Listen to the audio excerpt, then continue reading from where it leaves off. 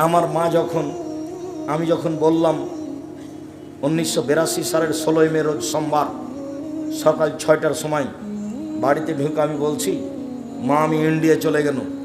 তখন আমার মার হাতে আটা লেগেছিল। কেন আমার মা এত সকালে রুটি বানাচ্ছেন তা আমার মনে নেই। চুলাতে ভাত রেডি হয়ে আছে, তারপরেও কেন আটা হাতে আমি বুঝতে পারি না। আমার মা আমার পিছনে পিছনে হাঁটতে লাগলেন, বলতে লাগলেন ইন্ডিয়া যাস না, পুলিশে ধরে মারবে। আমার মা অনেক দীর্ঘ সময় ধরে অনেক পথ হেঁটে চলে আসলেন। আমার মা যখন দেখলেন আমি আর ফিরবো না, তখন আমার মা ফিরে আসলেন। আমি আল্লাহকে বলি, আমার মা কি করেছে সেটা আমি দেখতে চাই না। আমার মা আমাকে পড়ানোর জন্য জীবন বাজিয়ে রেখে চেষ্টা করতো, তুমি তাকে মাফ করো। আমি একদিন প্রতিষ্ঠানে যাব না বলে না চলে পড়তাম। দেরি করে নদী থেকে আসছি, গ্রামের মানুষ আমরা দৌড় দিয়ে নদীতে গিয়ে নামতাম, সাঁতার দিতাম। অনেক দেরি করে এসেছি, যাব না এই জন্য। 12টা বেজে গেছে, আমার মা খাবার নিয়ে রেডি হয়ে আছে। আমাকে বলছে তাড়াতাড়ি খেয়ে নে, আজকে তুই মাদ্রাসা যাবি। আমি বলছি যাব না। বলছে না যেতে হবে। বলছে না যাব না, যেতেই হবে। তখন আমি বলছি তাহলে ভাত খাবো না। তা আমার মা বলছে খাস না। তা আমি উঠে গেলাম। আমি উঠে নে ব্যাগটা আমার মা সাজিয়ে রেখেছে, আমি ব্যাগটা হাতে করে বের হয়ে যাচ্ছি। তো আমার মা বলছে টাকা নে। তখন আমি বলছি টাকা নেব না। আমার মা বলছে টাকা নিস না, তবু তোকে যেতে হবে। আমি খাওয়া ছাড়া টাকা ছাড়া বাড়ি থেকে বের হয়ে গেলাম। আমার মা নরম হয়নি। আমার মায়ের সাধ ছিল বড় পড়ানোর। যে কোনো ছেলের, যে কোনো ফকির ফাকরাকে দেখলে ভিক্ষে দিলে আমার মা বলতেন তুমি আমার ছেলেটার জন্য দোয়া করিও। এমন কোনো ফকির আমাদের বাড়ি থেকে যায়নি যাকে আমার মা ভিক্ষা দেওয়ার পরে দোয়া করার জন্য বলেনি। সম্মানিত দিনী ভাই বোন, বাপ মাকে মূল্যায়ন করার চেষ্টা করেন। আমি যখনই বিদেশে গিয়ে বক্তব্য দিই, তখন আমি বলি মানুষকে, দেখো তুমি তোমার স্ত্রীর নামে অ্যাকাউন্ট খোলো না, ভুল হবে। তুমি 5 বছর বিদেশে আছো, টাকা তুমি তোমার স্ত্রীর নামে পাঠালা। যেদিন তুমি দেশে ফিরবার সময় হবে, সেদিন তোমার বউ টাকা পয়সাটা নিয়ে পালিয়ে যাবে। সেদিন তুমিও কাঁদবে, তোমার মাও কাঁদবে, তোমার বাপও কাঁদবে। সেদিন 3 জন একসাথে হয়ে যাওয়া, তোমার বউ ভিন্ন হয়ে যাবে। আজকে তোমার বউ কাছে আছে আর তোমার বাপ মা তোমার দূরে আছে। যেদিন তুমি বিপদে পড়ে যাবা, সেদিন দেখবা তোমরা 3 জন, তোমার বাপ আর তোমার মা আর তুমি। তার আগে পর্যন্ত তোমার বউ তোমার সাথে আছে, তোমার বউ কাছে। আমার মা বলতো 3 জানের বড়ি, নারী হলো 3 জানের বড়ি। আমার মা মাঝে মধ্যে এভাবে বলতেন। বাড়ি থেকে বের করার সময় আমার মা বলতেন 4টা কাজ করো না। 1 দোকানে বসিও না, 2 প্রাইভেট পড়ায়ও না, 3 কারোর সাথে বন্ধুতালি করো না, 4 দাওয়াত খায়ও না। প্রাইভেট পড়ায়ও না, দোকানে বসিও না, বন্ধুতালি করিও না, প্রাইভেট পড়ায়ও না। এই 4টা কথা বলে আমার মা বাড়ি থেকে বিদায় করতেন। সম্মানিত দিনী ভাই বোন, এই চারের মাঠ বড় কঠিন, কিয়ামতের মাঠ বড় কঠিন। কিয়ামতের মাঠের ব্যাপারে আল্লাহ বলছেন ইয়াউমা তারাউনাহা তাজহালু কুল্লু মুরজিয়াতিন আমা আরজা। বিচারের মাঠে যে মহিলা বাচ্চাকে দুধ খাওয়াচ্ছে, সে মহিলা কখন তার দুধের বাচ্চা বুক থেকে বাচ্চা পড়ে যাবে বুঝতে পারবে না। অতাজাউ কুল্লু হামলিন হামলাহা, যে মহিলার পেটে বাচ্চা আছে কখন বাচ্চা প্রসব হয়ে যাবে সে বুঝতে পারবে না। অতারা নাসা সোকারা, আপনি দেখবেন মানুষকে মনে হচ্ছে যেন মদ খেয়েছে, মাতাল হয়ে বিচার মাঠে ঘুরে বেড়াচ্ছে। আসলেও মাতাল হয়নি। ওয়ালাকিন আযাবাল্লাহি শাদীদ, বিচার মাঠের শাস্তি খুব কঠিন। এই জন্য মানুষকে দেখা হবে মানুষের বুদ্ধি টুদ্ধি নেই। আল্লাহ রাসূল বলছেন ইহশারুন নাসু ইয়াউমাল কিয়ামা হুফাতান ওরাতান গরলা, বিচারের মাঠে মানুষকে একাকিত্ব করা হবে। কারো খাতনা দেওয়া থাকবে না, পায়ে জুতা থাকবে না, কারো পরনে কাপড় থাকবে না, মহিলা পুরুষ সবাই উলঙ্গ থাকবে। তখন আয়েশা রাদিয়াল্লাহু তাআলা আনহা বলছেন আল্লাহর নবী, আর রিজালুন নিসাউ জামিআন যুরবাজু মিলা বাজিন, মহিলা পুরুষ একসাথে উলঙ্গ হয়ে থাকবে। আল্লাহর নবী, একজন আরেকজনের দিকে দেখবে, এটা কেমন হয়ে গেল? আপনি কি বললেন? বিচার মাঠে মানুষ উলঙ্গ হয়ে থাকবে, কারো পরনে কাপড় থাকবে না, একজন আরেকজনকে দেখবে। তখন আল্লাহ রাসূল বলছেন আয়েশা আলাম রাশাদ মিন যালিকা ইয়ানজুরবাজু মিলা বাজিন, সমস্যার চেয়ে অনেক অনেক অনেক জটিল। কেউ কাউকে তাকিয়ে দেখবে এরকম কোনো বুদ্ধি কারো থাকবে। আসলে তোমাকে বুঝাতেই পারিনি কিয়ামতের মাঠ কত কঠিন। ইয়াউমা ইয়াফিরুল মারউ মিন আখিহি ওয়া উম্মিহি ওয়া আবিহি ও সাহেবাতি হো বানিয়ে। কিয়ামতের মাঠ সেই দিন যেদিন মানুষ তার ছেলে থেকে, তার মেয়ে থেকে, তার স্ত্রী থেকে, আহাল পরিবার থেকে পালিয়ে যাবে, কেউ কারোর সাথে কথা বলতে চাইবে না। তার নাম কিয়ামতের মাঠ। সম্মানিত দিনী ভাই বোন, আমার চারটা কথা মনে রাখিয়েন। 1, 5 ওয়াক্ত সালাত, 2, হালাল রুজি, 3, কোরআন তেলাওয়াত। প্রত্যেক দিন একটু হলেও কোরআন পড়িয়েন। কিছুই যদি না পারেন তাহলে আমার একটা পরামর্শ থাকলো, সূরা ইখলাস 3 বার অন্তত নিজেকে বলে রাখেন যে আমি কোরআন মাজিদ পড়েছি। কি পড়েছ? সূরা ইখলাস 3 বার পড়েছি। হ্যাঁ পড়েছ, এইটুকু প্রমাণ করেন যে আমি পড়ি। 4, 2 জন যেখানে বসে আছে সেখানে বসবেন না। যার নাম আড্ডা পিটা, দোকানে হোক, মাঠে হোক, ঘাটে হোক, আড্ডা পিটা এই জিনিসটা খুবই বিপজ্জনক, খুবই বিপজ্জনক। অজান্তে এমন একটা পাপ করেছেন যেটা মানুষের গীবাত, খেয়ালই করেননি।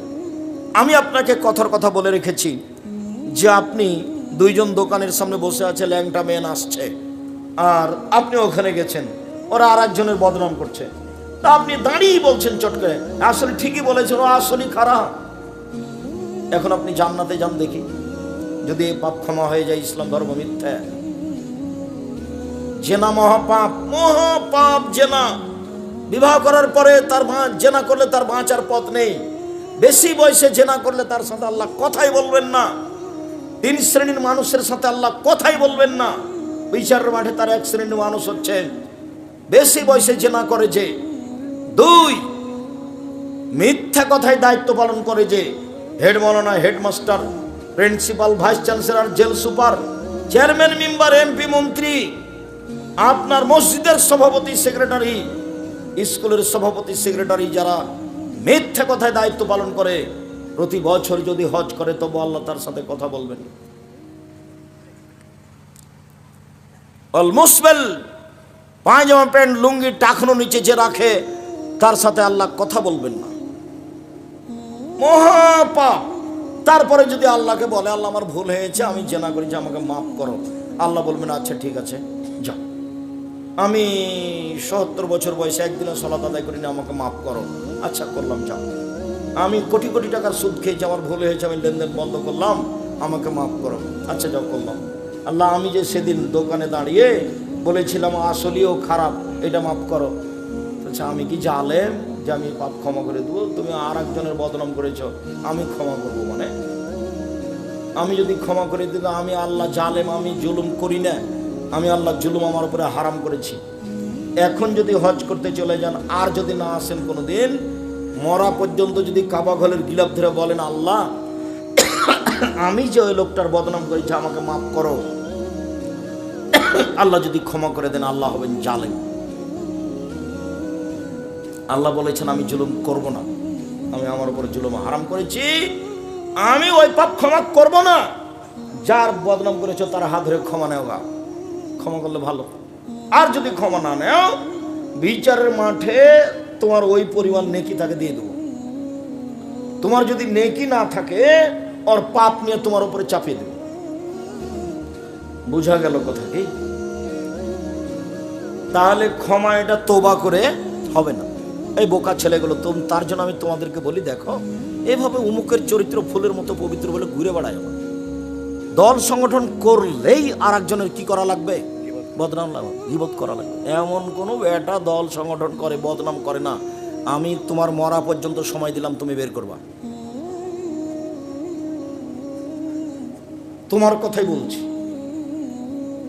তুমি নিজেকে প্রমাণ করতে পারবে না, খুব কঠিন জিনিস। তুমি ওর সাথে গেছো মানে তোমাকে তো বদনাম করা লাগবেই। ৯৫ ভাষায় তো তোমার বাপকে বদনাম করা লাগবে। তুমি তো করবে, তোমার বাপও করবে। যার জন্য বলেছি হালাল রুজি উপার্জন করেন, মানুষের বাড়িতে কাজ করে হোক, মানুষের বাড়িতে কাজ করে বসবাস করবো, জীবিকা নির্বাহ গৌরবে জীবিকা নির্বাহ করবো। কারো অধীনে থাকতে রাজি নই, কারো পিছনে পিছনে ঘুরতে রাজি নই। 4 নম্বরটা থাকলো, দোকানে বসে আড্ডা পিটবেন না। আড্ডা পিটা চিরদিনের জন্য হারাম, বসবেনই না। দোকানে এসেছেন, জি আসসালামু আলাইকুম, ভাই লবণ আছে? জি 1 কেজি দেন। এ আছে, কাঁচামরিচ আছে? জি 100 দেন। হাতে নেবেন না মরিচ, হাতে নিলে আবার ওই মরিচটা আপনি আপনার হাতে দিয়ে দিবেন। আপনার ঝুড়িতে দিয়ে দিবেন, তখন আপনি জালেম, তখন আর জান্নাত হবে না। আপনারা এসে বুঝতে পারিনি কথাটা, একটু বুঝিয়ে বলেন তো। ওটা হলো জুলুম। ওই যে গরিব মানুষ সারাদিনে 5 কেজি মরিচ বিক্রি করবে, তা আপনি যে বলছেন তোমার মরিচ কেমন দেখি, মরিচ ভালো, কি করে দিচ্ছ, দে একটা হাতে নিয়েছে, আচ্ছা 100 দেব, দিয়ে ওই 100 দাঁড়ি পাল্লা হয়ে গেছে, হাতের মরিচটা আপনি কোথায় রাখবেন? যদি আপনি আপনার ব্যাগে রাখেন আপনি জালেম, যদি ওর ডালিতে রেখে দেন তাহলে আপনি এখন মোমেন।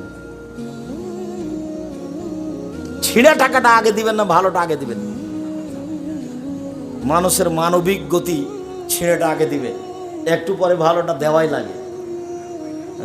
তার মানে আপনি এখনো মোমেন হননি। আপনাকে আমি আপনি আমার দিনী ভাই, আপনাকে আমি অনুরোধ করছি আজ থেকে ভালোটা দেওয়া শুরু করবেন। ছিঁড়েটা বাদ পড়লে আপনার কাছে বাদ পড়ুক। টাকার ভিতরে ছিঁড়েটা ঢুকে কোনোদিন পার করার চেষ্টা করবেন। অল্পের জন্য ঈমান হারায়েন না। মন চায় না যে ওই ছেলেটা কি করে দিই, ভালোটার মধ্যে ঢুকে দিই যেন বুঝতে না পারে। তখন ও আবার এরকম করে মেল করে দেখে দেখে বলছে না এটা নিব না। তখন আপনি বলেন কত চেষ্টা করলাম কিন্তু টাকাটা চালাইতে পারলাম না। কেমন বেঈমান মানুষ! সামান্য ব্যাপারে জাহান্নাম কিন্তু অল্পতেই। উপস্থিত বৈঠকের মুসলিম বোন, এই ছেলে তোমার মাকে বলে দিও পরবর্তীতে এইভাবে যেন না কোনোদিন না আসে।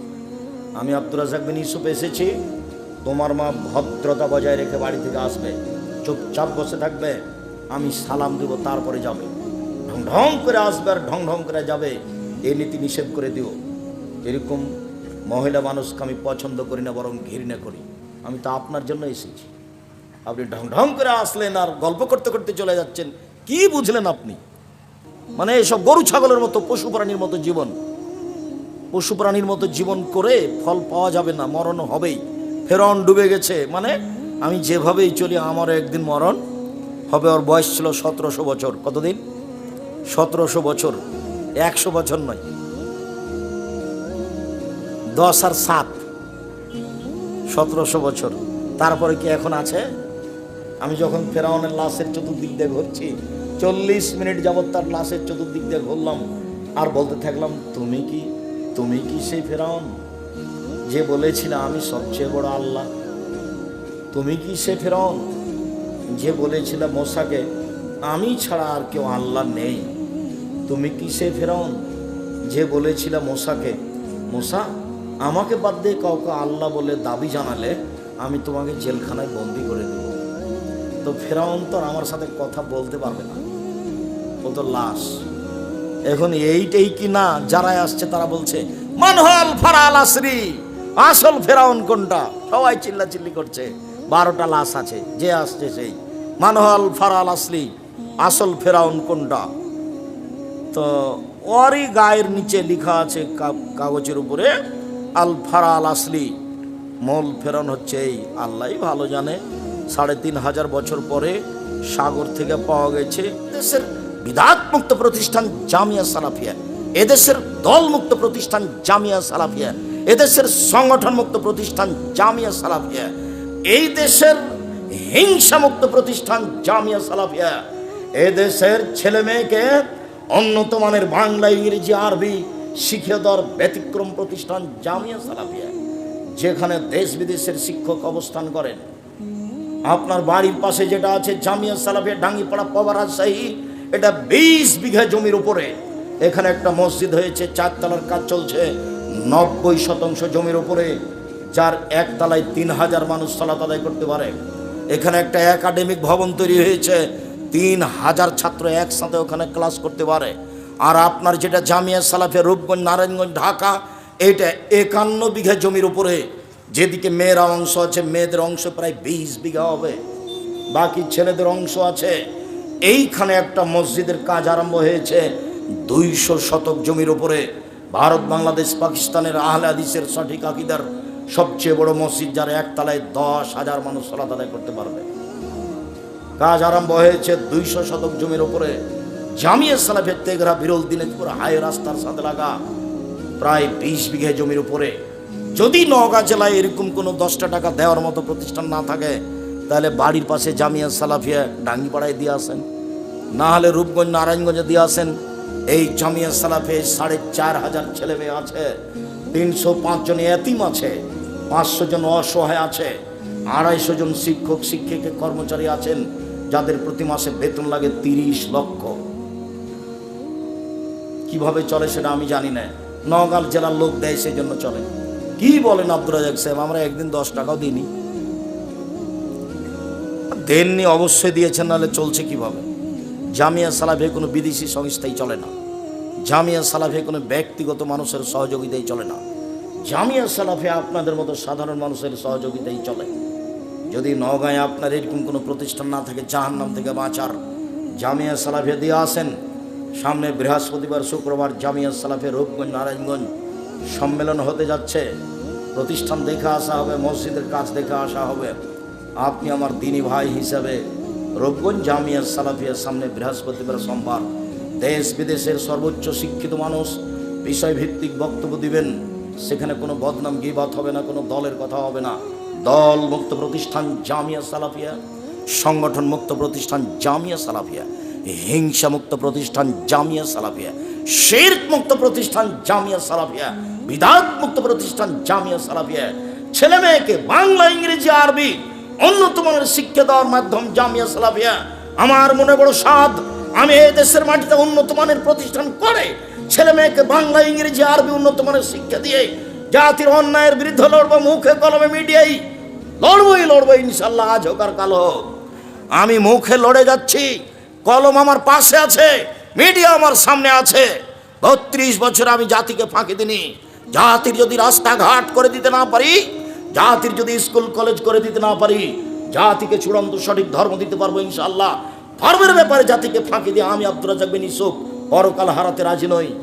আপনাদের জানের প্রতিষ্ঠান জামিয়া সালাফিয়া আমার মনে বড় সাধ, এদেশের প্রত্যেকটা বড় জেলায় জামিয়া সালাফিয়া তৈরি করে জাতির অন্যায়ের বিরুদ্ধে লড়বই ইনশাআল্লাহ, আজ হোক আর কাল হোক। বাস্তব চলছে, আপনাকে আমি আরো বাস্তব দেখাবো ইনশাআল্লাহ। বলছিলাম সম্মানিত দিনী ভাই বোন, কিয়ামতের মাঠ বড় ভয়াবহ মাঠ। রাসূল সাল্লাল্লাহু আলাইহি সাল্লাম বলছেন, তদনা শামসু ইয়াউমাল কিয়ামা, সূর্যকে সেদিন মানুষের মাথার উপরে করে দেওয়া হবে। কামেকদারে মাইলিন, 1 মাইল উপরে থাকবে। অর্ধহাত যেটা শুনেছেন সেটা মিথ্যা কথা। তখন মানুষের শরীর থেকে ঘাম বের হবে। আল্লাহ রাসূল বলছেন, মিনহুম মা ইয়াকুনু ইলা কাবাইহি, কারো কারো পায়ের ঘাম হবে টাকনু পর্যন্ত, কারো কারো ঘাম হবে হাঁটু পর্যন্ত, কারো কারো ঘাম হবে কোমর পর্যন্ত, কারো কারো ঘাম হবে নাক পর্যন্ত। এর নাম কিয়ামতের মাঠ। এলকা ইব্রাহিম আবাহু আজার, বিচার মাঠে ইব্রাহিম আলাইহিস সালাম তার বাপ আজরের সাথে সাক্ষাৎ করবেন। ওয়ালাওয়াজে আজার কাবরাতুন কাবারা, ওই সময় আজরের মুখখান থাকবে মলিন। ইব্রাহিম আলাইহিস সালাম বলবেন, আপনাকে আমি বলিনি আপনি আমার নাফরমানি করিয়েন না, আব্বা আপনাকে আমি বলিনি আপনি আমার নাফরমানি করিয়েন না। তখন বাপে বলবে, আলিয়ামালা আসিগা বেটা, আজ তোমার নাফরমানি করব না, আজ যাই বলবে তাই মেনে নিব। বিচারের মাঠে কিছু বলার থাকবে না। বাপের এইটুকু কথা শুনে আল্লাহকে বলবে, আল্লাহুম্মা ইন্নাকা ওয়া'আদতানি আল্লাহ তুখজিনি ইয়াওমা ইউবাসুন। ইব্রাহিম, তোমাকে আমি বিচারের মাঠে অপমান করব না। আজ আমার বাপ জাহান্নামে যাবে, আমি জান্নাতে যাব, এর চেয়ে বড় অপমান কি হতে পারে? তুমি আমার সাথে ওয়াদা করেছো ইব্রাহিম, তোমাকে আমি বিচারের মাঠে অপমান করব না। আজকে আমার বাপ জাহান্নামে যাবে, আমি জান্নাতে যাব, এর চেয়ে বড় অপমান কি হতে পারে? তখন আল্লাহ বলবেন, ইব্রাহিম ইন্নী হারামতুল জান্নাত আলাল কাফিরিনা, যারা আমাকে মানেনি, আমার নবী ইব্রাহিমকে মানেনি, তারা কাফের, আমি তাদেরকে জান্নাতে দেব না। ইব্রাহিম আলাইহিস সালাম তার বাপকে জান্নাতে নিয়ে যেতে পারবেন না, ইব্রাহিম আলাইহিস সালামের বাপ জাহান্নামে যাবে। আব্দুর রাজ্জাক সাহেব বলেছেন যে মুহাম্মদ সাল্লাল্লাহু আলাইহি ওয়াসাল্লামের বাপ মা জাহান্নামে যাবে। তখন হুজুর এমন খেপে গেছেন, একেবারে তেলে বেগুনে জ্বলে গেছে। যাক, জাহান্নাম না জান্নাত যাই হোক, 1 মিনিট, এইটা বুখারী মুসলিমের হাদিস। বিচারের মাঠে ইব্রাহিম আলাইহিস সালাম তার বাপের কিছুই করতে পারবেন না। মানুষ হিসেবে দ্বিতীয় মহামানব ইব্রাহিম আলাইহিস সালাম, সময়ে সময়ে মুহাম্মদ সাল্লাল্লাহু আলাইহি ওয়াসাল্লামের চেয়ে ইব্রাহিম আলাইহিস সালাম অনেক দামি। যখন সপ্তম আকাশের উপরে আমাদের নবী গেলেন জিবরাইলের সাথে। তখন জিবরাইল আমাদের নবীকে বললেন, ও ইব্রাহিম, ও আবুকা ফাসাল্লাম আলাইহি, ইনি হচ্ছেন ইব্রাহিম, ইনি আপনার বাপ, আপনি তাকে সালাম দেন। আমাদের নবী একটু আগিয়ে গেলেন, আগিয়ে গিয়ে বলছেন, আব্বা আসসালামু আলাইকুম, আব্বা আপনাকে সালাম। তখন ইব্রাহিম আলাইহিস সালাম বলছেন, ওয়া আলাইকুম আসসালাম ইবনে সলিহ নবী সলি, ও আমার সৎ ছেলে, ও আমার সৎ নবী, তোমাকেও সালাম। সম্মানিত দিনী ভাই বোন, ইব্রাহিম আলাইহিস সালাম তার পিতাকে বিচারের মাঠে জান্নাতে নিয়ে যেতে পারবেন না। বিচারের মাঠ বড় জটিল। আপনাকে দেখাচ্ছিলাম, বিচারের মাঠে কেউ কারোর সাথে কথা বলতে পারবে না, কেউ বিচারের মাঠ থেকে অনুপস্থিত থাকতে পারবে না। এদা শামস কুব্বিরাত, যেদিন সূর্যকে আলোহীন করে দেওয়া হবে।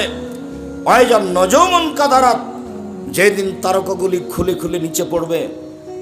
ওয়াইদাল জিবাল সুয়রাত, যেদিন পাহাড়গুলিকে চলমান করে দেওয়া হবে ধূলিকণা করে। ওয়াইদাল ইশার উত্তেলাত, যেদিন 10 মাসের পেট পূর্ণ উটনিকে ছেড়ে দেওয়া হবে, মানে মানুষ ব্যবসা বাণিজ্য ছেড়ে পালিয়ে যাবে।